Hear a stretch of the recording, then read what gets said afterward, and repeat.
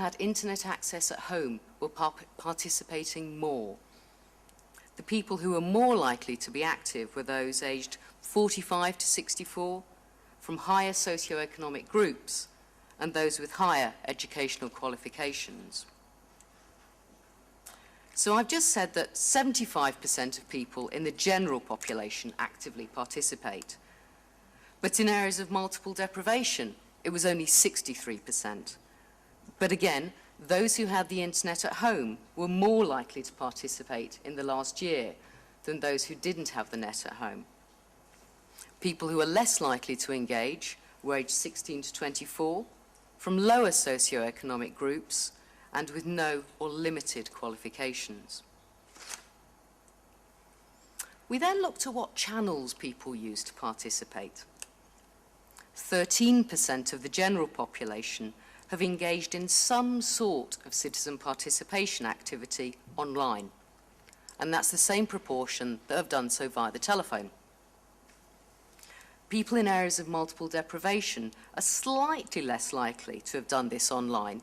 It's about 10%, but actually compared to the general population, that's not statistically significant.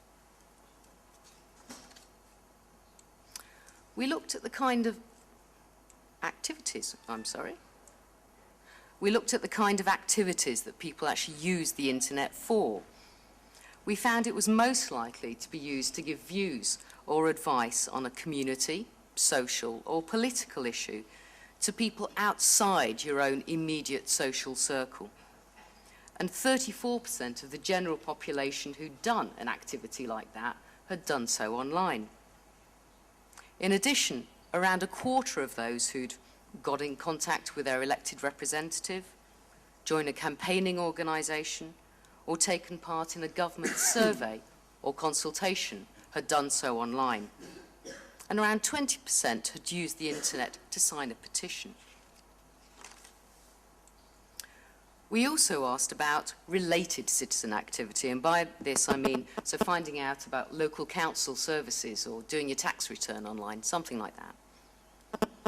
In the general population, the percentage who'd done at least one of these kinds of related activities was much higher than those who'd done the purer sort of citizen participation activities, if you like.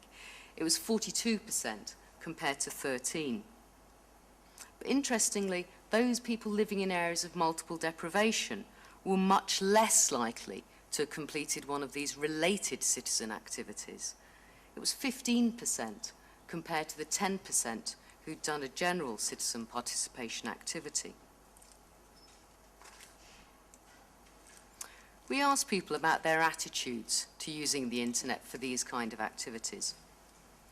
60% of people in the general population thought the internet made participating easier, but less than half of those in areas of multiple deprivation agreed, and actually 20% disagreed. We found there was also an issue related to awareness of what it was possible to do online. A third of those in the online user sample couldn't actually name a participation activity that you could do online. But that rose to 72% amongst those living in areas of multiple deprivation. We asked people how they felt about using the net for such activities and whether it sort of increased or replaced their participation. 42% of those in the online user sample and 14% of those in areas of multiple deprivation said that for them, digital participation was replacing traditional channels of participation. And similar proportions said actually they were doing more participation now that they could do so online. A third of the online user sample said, I'd rather engage in citizen participation activities face-to-face than actually do them on the internet. But nearly 2/3 of those living in areas of multiple deprivation said this. So while even confident and heavy online users recognize the value of traditional channels of participation, this is even more important in areas of multiple deprivation. A third of the online user sample felt that engaging in citizen participation activities online was less effective than doing it through other channels. and half of those living in areas of multiple deprivation felt the same. 9% of the online user sample said, "I don't sufficiently trust the internet for these kind of activities." That was 46% in areas of multiple deprivation.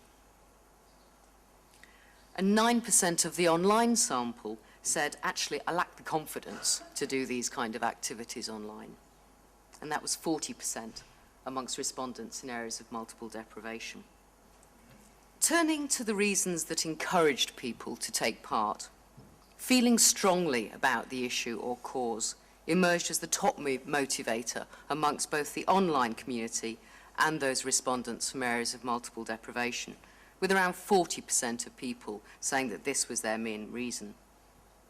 Feeling it's my duty is another key motivator. But interestingly, being invited to take part is also significant, with around a third of people saying that this was an influence. So, to recap, those with the internet at home participate more, and the net is generally seen as making participation easier. It's a relatively popular channel for participation, and for a variety of types. But people are even more likely to engage in this kind of related civic activity online. But there are issues of awareness, perceived effectiveness, trust, and confidence, and there remains a role for traditional channels. But being invited, as I just said, can make a significant difference. Take-up and effective use of the internet are an increasing priority and an area in which we at Ofcom are doing a lot of work. Thank you very much for your attention. I hope you found our findings of interest and relevant to your work. Muchas gracias.